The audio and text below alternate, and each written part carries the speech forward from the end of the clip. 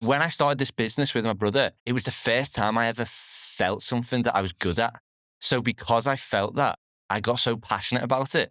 And then because when you get passionate about something, you just consume it in every way possible you can. This really proved to me that I can do something really good. And that was just by just doing something all the time, every single day, and finding a passion. Because I always say this, like, if a lad from Liverpool can sell a handbag on TikTok for thousands of pounds, then anyone can do anything, really.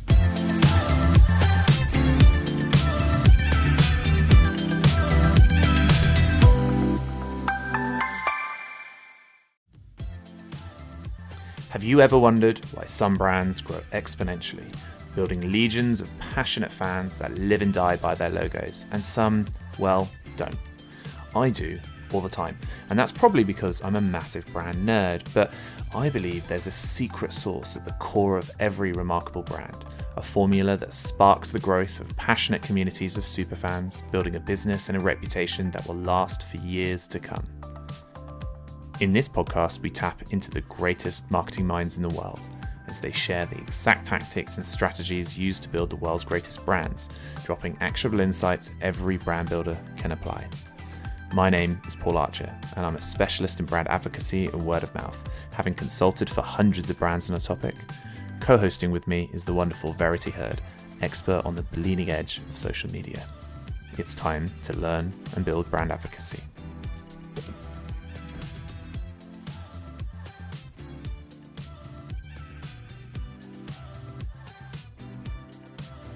Yeah, tell me a little bit of a story about how you got to be here today. Well, my name's Ben Gallaga. I'm the co-founder of Luxe Collective. That's close enough, innit? I'm the co-founder of Luxe Collective. I founded it with my brother. So what Luxe Collective do? Thank you. What Luxe Collective do is buy and sell pre-loved luxury goods. So we founded the company in 2018. 2 years, it was just kind of like selling out my parents' spare bedroom, and then we took it seriously, and then it started to do well. And then we found TikTok, did really well. And then we just grew and grew and grew through lockdown. And then, yeah, we are pretty much where we are today because of TikTok. And more recently, so which we'll probably talk a lot today about, is TikTok Shop and TikTok Live. And I actually, the reason why I am here today is because I actually haven't spoke about TikTok Live kind of publicly. One, to kind of like gatekeep, to make sure that we're very far ahead before I start exposing exactly how we do it. But two, also because I don't think people put on events like this too much to talk about TikTok Live, because people don't really understand it as well as they should or could. So I'm really excited to talk about it, because we often just talk about it in our team at work, not really to others, like helping others with it. So I'm very excited to provide a lot of value, to be truly honest with you. I've got 27 minutes to do that, so yeah. I hope I can. Yeah, and I'm sure we're going to get some questions on Mum's iPad here for sure. Where are you today? So I was telling you before, right? For Luxe Collective this year, it's just been an absolute hell. And I feel like that's why we or my personal brand does so well, because I do talk really candidly and openly. But obviously we were on Dragon's Den. I don't know whether anyone saw us on Dragon's Den at the start of the year. A lot of nodding heads. So like we started the year off so well. And like, it's like that saying, like the quicker you go up, the faster you fall down. So like, that's why it's really, and especially with TikTok Shop, that's why it's really good to like take slow steps. And we grew far too quickly this year. We were up to like 42 people at one point. And like, for someone who can't even manage 5 effectively, 42 is so overwhelming for me. So right now we're back down to 18 people. The biggest advice through this year for me is stay as lean as possible for as long as possible. That's a massive mistake. Like this year's just been full of mistakes, and I'm very happy to talk about them. But like with TikTok Shop, with our like commitment to TikTok Live, it's really, really put us in a strong position finishing the year. But yeah, in a really good place now. But this year, up until probably about 4 months ago, when we got broken into, don't know whether people saw that as well. Very, very tough. But if anyone's got any questions about any segment of that, I'm very happy to share. You got broken into? Yeah. And were you talking about what could or is devastating blow to the business, live, talking to people, communicating it to your audience, your fans, just as it happened or close to? So I was testing TikTok Live throughout June and July, doing every single day. So I would do like weekends as well. So I would do like late nights on weekends. So I went in on Saturday and then went in on Sunday, and then I'd sleep in a little bit on the Monday, and then my brother rings me, my co-founder. He's like, did you set the alarm yesterday? I was like, yeah. He was like, are you sure? I was like, yeah, why? He was like, we've been broken into. I was half asleep. I literally just woke up. I was like, no, you're lying. He was like, no, we've been broken into. So that day we go in, we see all the stock everywhere, see all the stock's been stolen. And like the only thing I can think of is I need to make a video on this. So I made a video on it. It got really like the traction was amazing. The comments were really supportive, and like a lot, like our community really helped us out through that. Of course, we had to take out a lot of finance, because the thing is with our business model is like that was essentially our cash. Like our cash is our stock, because we buy stock every single day. So like we had to take out finance for that. We had to let a few people go. And then we like talked about it in real time to kind of let our customers, one, because like a lot of people fake break-ins, especially around Black Friday, like represented an amazing one a few years ago. And I was like, we can't put this online without keeping up with like the kind of message that we actually did get broken into. So yeah, and then we kept them up with real time, and then our customer service team's been amazing, keeping everyone up to date. And we actually got paid out like last week, so we're in a really good spot at the moment. But everyone still needs to get paid out for their items. But yeah, really tough, really tough segment of the year, that was for sure. Did it happen because you were live streaming? People knew No, who you I were? don't Was think it so. connected to No, that? I think naturally going on Dragon's Den, the bigger we were getting this year, and the more we were doing TikTok lives, like we were showing, like we were booming on TikTok Live. Well, we still are, but we were like booming on TikTok Live back then.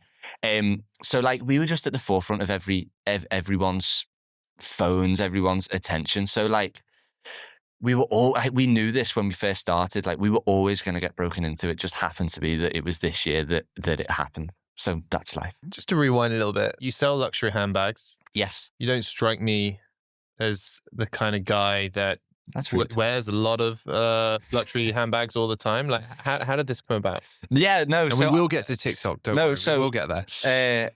Ironically, I actually do wear a lot of handbags now, but that's another story. But like back in the day, for sure, when I was 17, 18, I didn't even like fashion, to be honest. I probably wore like tracksuits, football kits, like football tracksuits, whatever.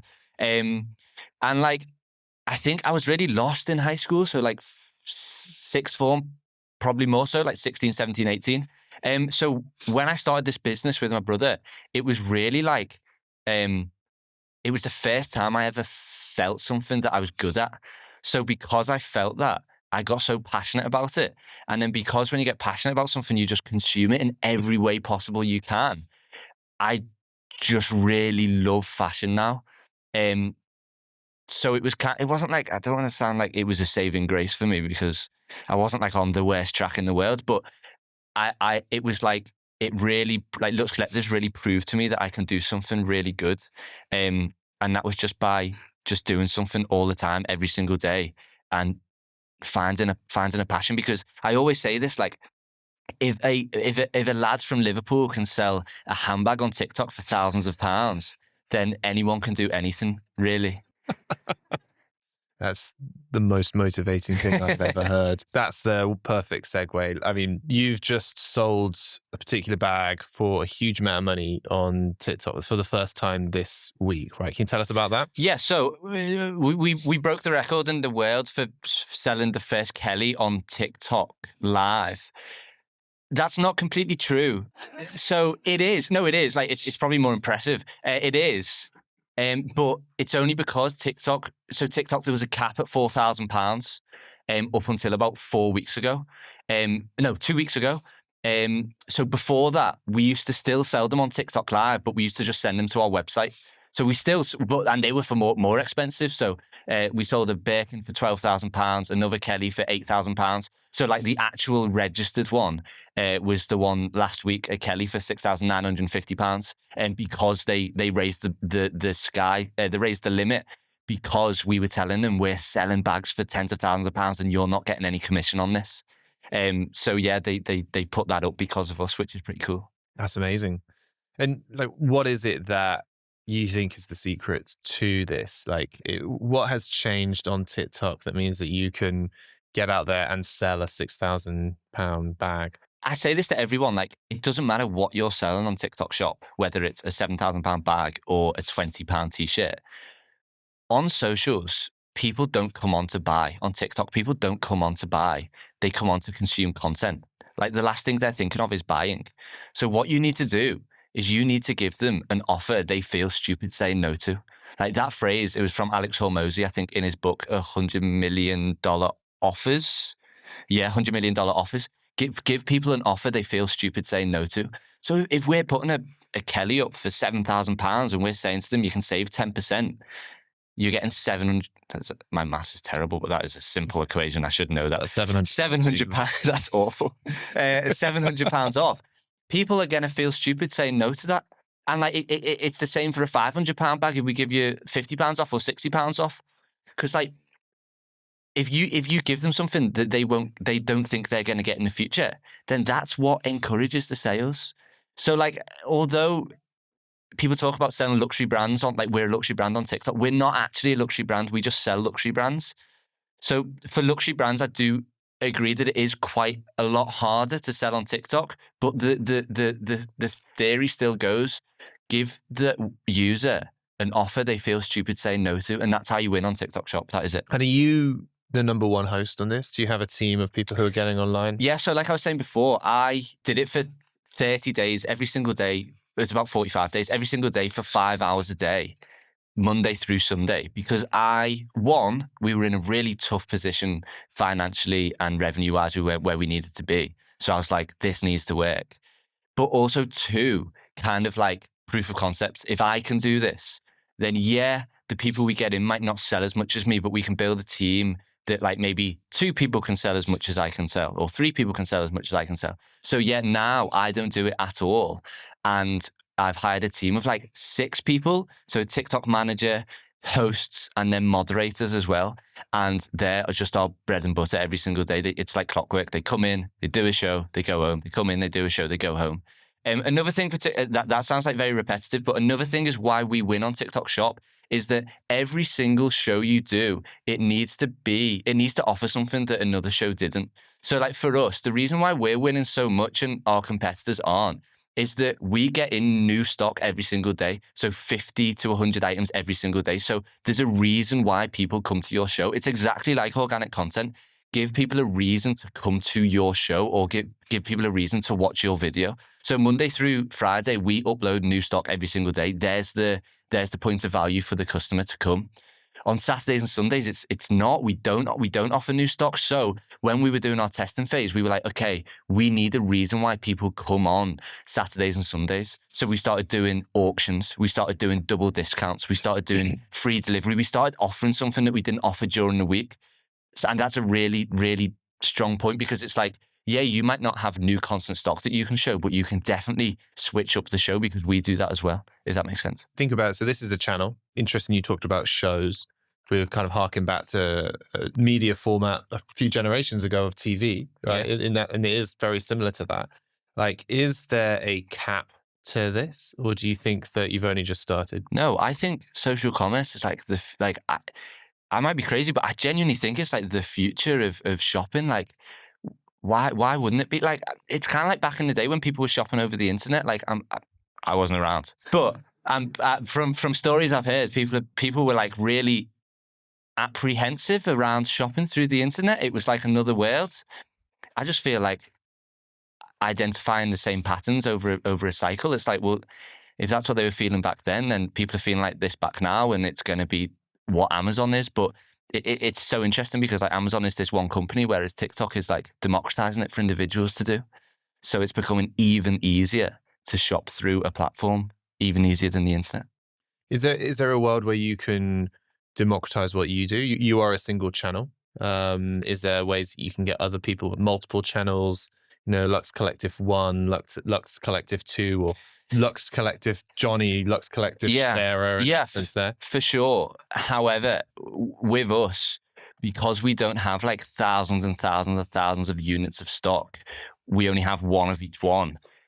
It becomes quite like there's no different. Like I was saying before, if you were going to do those different channels, you'd want it to differentiate through the channels. But if we were just showing the same stock just on different channels, I don't think it would work for us.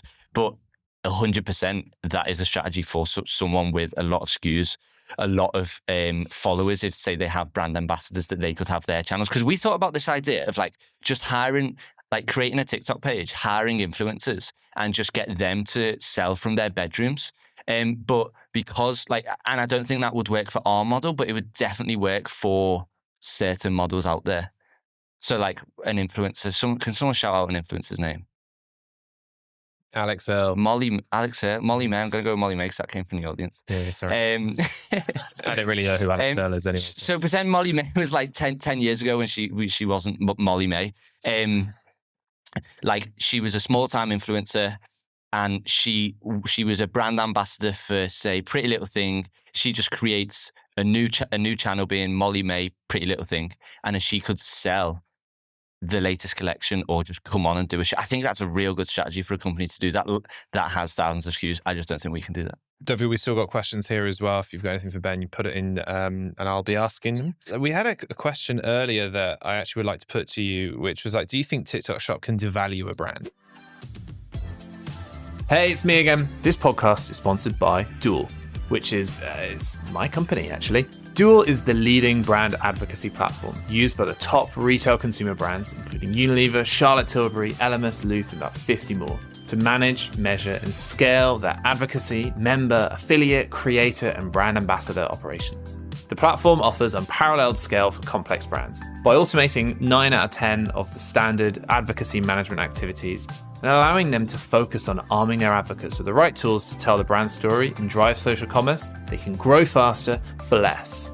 We only work with 15% or so of the brands we speak to, but we try and add value in many other ways, this podcast being one of them. So if you are a brand that's interested in this, maybe a large consumer retail brand, ideally you're doing $20, $30 million as a minimum, and you're pretty advanced on social and you need to know what the next stage is, then please get in touch. Email me, paul@duel.tech. That is paul@duel.tech, or Google duel.tech.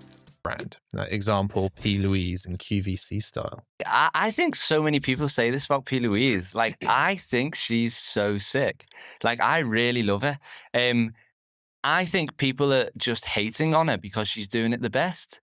Like, look at Molly May with her brand that's come out the other day. Loads of, like, half the population were waiting for that brand to come out to hate on her. Like, with P. Louise, she's so good at, like, I used to kind of share a warehouse with Paige. I've never met her in real life, but I've spoke to her loads over messages. She is so good at what she does. Like, she's unbelievable. And like people are talking about like her vlogs, and she's actually stopped her vlogs now because of the hate she was getting and stuff like that. But like people were talking about her vlogs and like her management style and all that sort of stuff. And it's like, it's so easy. Just don't work for her. Do you know what I mean? Like, there's so many people who say like, oh, she speaks to her staff like this and that. Like, her staff, like her TikTok live hosts, some of them are earning 10 grand a week. Like, she's a killer. She's so good. I don't think it devalues the brand at all. I think that is the brand.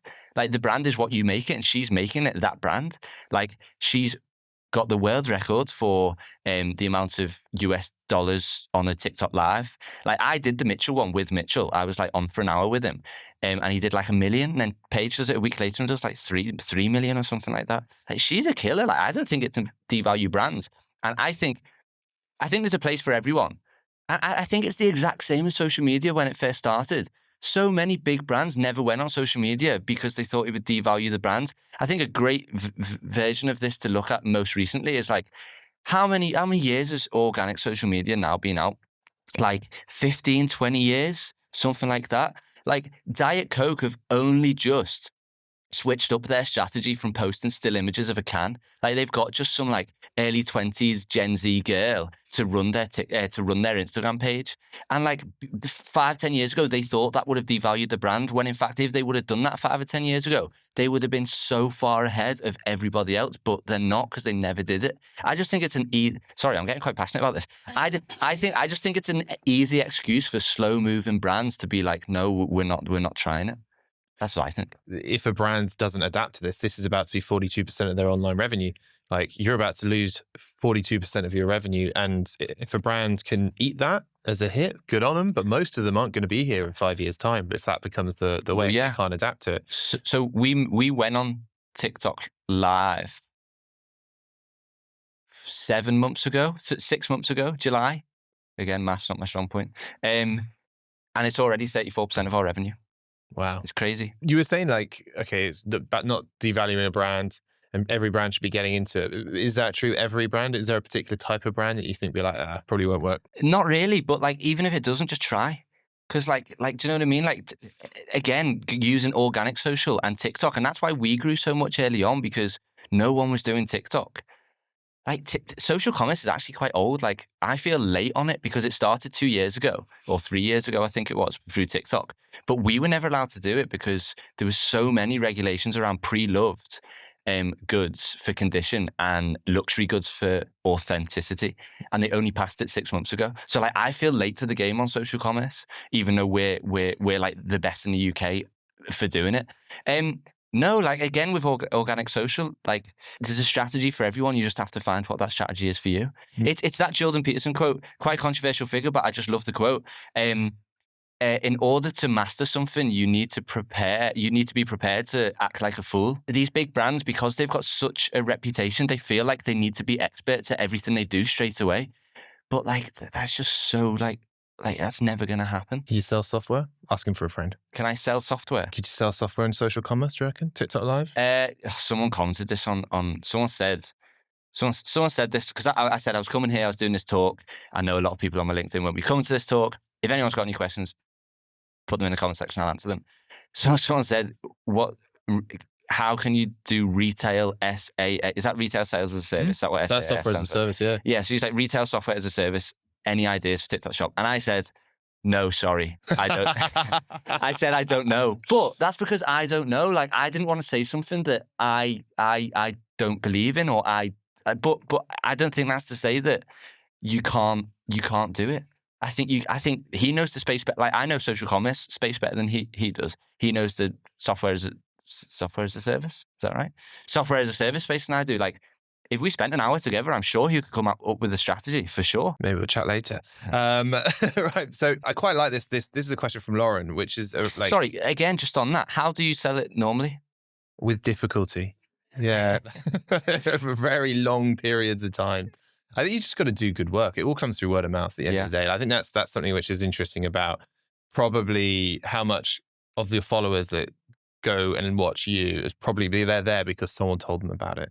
I think that's the same for every brand as they come up. Now, there are brands that have reached sort of saturation points and everyone knows about them. That's a different kind of equation. But I think word of mouth is the reason for every single company's growth. And it's the same whether you're selling moisturizer for your face, vegan moisturizer out of LA, or whether you're making a fashion product, or you're selling a $5,000 handbag, or you're selling a bunch of software. It's going to come through word of mouth. And you've got to earn that. And the way that you earn that is by being good, by really caring about an individual, caring about their experience, caring about every stage of that journey, from the first conversation to the product and to the way that it works. And they'll tell other people, because that's how we work and that's how companies grow. Yeah, I agree. Touching on failure, like, what has been a specific failure or a challenge that you faced on TikTok, and what adjustments did you have to make to like pivot away from that? Yeah, so again, talking about like regulations around like luxury goods and authenticity and stuff like that. So when we first started, we were getting banned like left, right, and center. Like, it was really easy for us to overcome, because I have like an account manager at TikTok that I just rung and she got me back up. But also like saying the word website a lot just naturally, because the thing is with our business is we can only get our stock if people sell to us. So we have a sell to us sticker on our TikTok Live, and it's like sell to us and get paid in 24 hours. And then they would say, oh, how can I sell to you? And we'd be like, go over to our website, and we'd be like, shit, we said website. And we keep on doing that throughout the live, and then we get banned. So like, you have to come up with like little tricks, like, and this is why I love TikTok Live because like it's instant feedback with the customers. Like not only just on this sort of stuff, but like say if they've bought off you, they'll let you know if they enjoyed it, if they never. But going back to the story, we will get shut down all the time for saying website. So we had to switch to be like, oh, go to our online store. And now they've got onto that. So now we have to say DM us because TikTok aren't legally allowed to check your DMs. So now we say DM us and then we just send them all the information through DMs. Like a very minor failure in TikTok Shop because we haven't had many yet, if I'm being truly honest with you. That is just like one I thought of on the way down here when I was reading that question because like we haven't like we're doing really well on TikTok Shop. It's there's been no failures as of yet, but they will come, and I will 100% share them when they come. What's been your biggest blooper whilst you're doing it live? Did someone? Oh, we drop bags all the time, all the time, and like I think like it's not necessarily a bad thing, but like it just adds to the authenticity of it, you know. But yeah, 100% grabbed bags or hired someone who doesn't have the product knowledge and they call the bag the wrong name, and it's like someone's there wanting to buy a £5,000 Chanel, and because our host didn't have that product knowledge, it's kind of put the customer off. So that's a bit of a hurdle that we've had to overcome. Like really training our hosts, I think, is a super important thing because people want to feel like they're buying something from someone who knows what they're talking about. So yeah, probably that, to be honest. That's huge, but it's still amazing. I've got a question here from Mum. Thanks for the iPad. Appreciate that. Hi, Ben. Big fan. You've always been a big fan. Is this my mum? I think it might be my mum. Yeah, it might be. No, if would your mum say big fan of you? Is she a big fan? Yeah. Yeah, it's your mum then. So would you prioritize live events over the TikTok feed content and brand aesthetic? Yeah, for sure. Yeah, I think so. I think it's just because of the position. Sorry, did you say brand aesthetic? I did, yeah. Yeah, I think on TikTok that kind of doesn't like just to push that one down first. I think on TikTok that doesn't matter. Like brand aesthetic, like TikTok Live should embody the brand's aesthetic. Like the I think when people say that, I automatically like think like polished Instagram post type feed. But like I feel like it shouldn't matter about how your page looks because I don't know about you, but I never go onto a TikTok page and think, wow, this page looks really good. Like I just click the video and like, oh, that's a really good video. But yeah, 100. So it depends on what stage you're at because I've said this so many times, but I did 3 to 5 videos for 2 years every single day. So I got up to a stage where we built a lot of brand awareness, so we can shift our focus onto TikTok Live and TikTok Shop and really focus on conversions. Like this year, our organic social's not been good at all this year. Like last year, we were booming. We were fastest growing. We got 1 million views a day on average when we added it up over the year. Like this year, not been anywhere near that. But that's been because we've been focusing on conversions and because TikTok Shop and Live has come out. So it's a balance of what to focus on. But for me right now, it's like that phrase, like make hay while the sun's shining, and TikTok is a feature that's really getting pushed. So I would concentrate on that for now. And are you doing anything else? Like, do you have a different product strategy? If this is from someone else about between what you sell on TikTok for your e-commerce. Are you on other platforms? Yeah, so Twitch. Are you on? So we're not on Tilt on it or anything like that. We're just on. So our channels are eBay, TikTok, online store, and like wholesalers, but we don't really do any of that. eBay is currently 1%.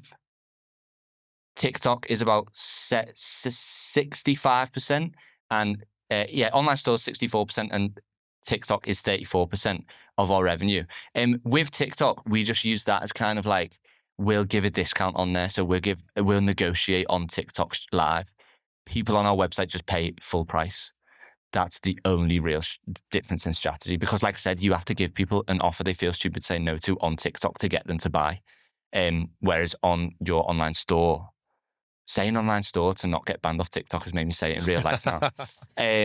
To do it on the online store, you just have to have a really good brand and people have to trust you and you've got your email list and all that sort of stuff. How are you bringing people to that store? Like, it's TikTok obviously is one, but yeah, are there other channels? To be fair, the TikTok audience and online store audience don't, like I said it again, they don't really cross. Like, obviously they do a bit, but it's not as big as you might think.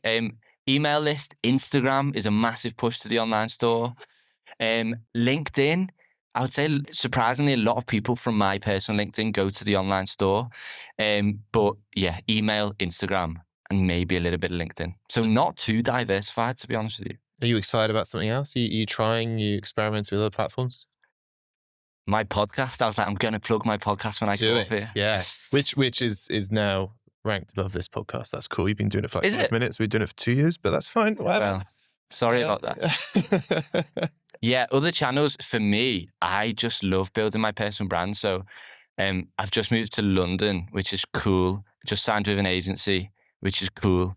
Getting a lot of brand deals again, which is cool. But I feel like Luxe Collective's good, and I really love it, and it will always be fun. I'll always be fond of it. But I'm really, really trying to focus on my personal brand over the next few years, I would say. What does that mean? What's next for that? So podcast for sure. Like I love podcasting. I feel like I was made to do it. Just because I love chatting. Like I see the timer there and I'm like, no, I want to stay on so long.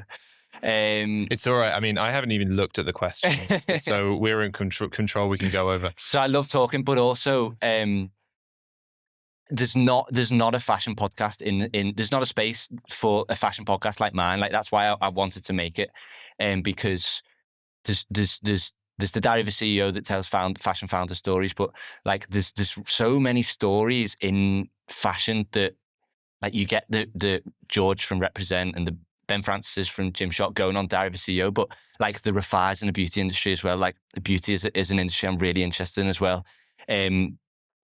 Molly May, hopefully she'll be on one day. Like she'll be on one day with the launch of a new brand, maybe, and then Grace Beverly and all these different types of people. Like there's not one place where you can go to and listen to all these different people. You have to go to all different types of hosts, and the questions are different and the format's not the same. So I think there's a real gap. But also selfishly, and I've not really said this publicly, but selfishly, I've been selling brands for so long, and when I go into, and I've made friends with like people who have brands, like the Represent boys from Cole Buxton, all sorts of people like that, and like they go into central London and they see people wearing their brands, and I go into central London and I see people wearing a Louis Vuitton bag, and I'm like, did you buy that from me? So like one day, like that's the aim, is to make my own brand as well, but the podcast is the first step. To learn from all these amazing people who've created their own brand. That's amazing. Well, you heard it here first. That's incredibly exciting. And you're such a natural at it. Like even just sitting down here, the first thing, you just sat down there and you're like, hello, what do you do? Tell me about you. You're just so curious. Yeah. It's just so innate to you in it. So like, I know it's going to be amazing now. Thank you. So I'm psyched about that. We've got a new brand potentially coming. We've got a new podcast. Any sort of final thoughts? What are you excited for 2025 that you think kind of, we're an audience of brand builders here. What do you think they should be thinking about? So so the way I grew Luxe Collective was, especially for probably not the last year, because we've been focusing on more of bottom funnel and conversion. The 2 or 3 years before that, it was a strategy. I said it on Grace Beverly's podcast. It was a strategy that I call hosting's the party.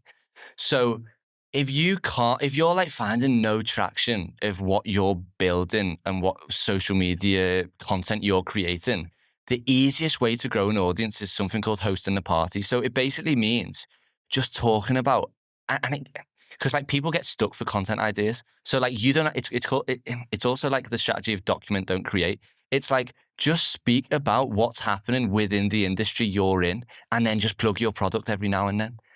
And that's it. It's like, it's really easy, because like the thing with socials is news does so well. So like if you talk about the latest thing that's just happened, it does well whether you've made a rubbish video on it or a really good video on it. So like it's such an easy strategy to grow. And what you'll notice is like, you'll see, this is also another really good thing to do. Like people say this all the time to me on LinkedIn, probably the most. It's like, what, if you could give any advice, what would it be? And I'm like, I reply straight away. I'm like, about social media. I'm like, any advice is like a really hard question to answer. So like, if it's about social media, this is the answer I give all the time. It's like, if you want to grow on social media and you have no idea where to start, make 3 videos. Like just do like I give them a challenge to do it. Like for 30 days, just make 3 videos a day. And at the end of the 30 days, just see what's worked and what hasn't. Do more of what worked and just don't do what hasn't again. And it reveals like two types of things. Like it reveals the people who are actually willing to take this seriously, because 3 videos a day for 30 days when you've never created good content in your life is so tough. So it exposes to yourself whether you really want to take this seriously, but also it builds the skill so quickly. Like 30 days is nothing. Like in the grand scheme of things, a month is absolutely nothing. So like for anyone moving into 2025 and hasn't really got a grasp on social content, that's what I would say to do. Ladies and gentlemen, Ben Gallaga.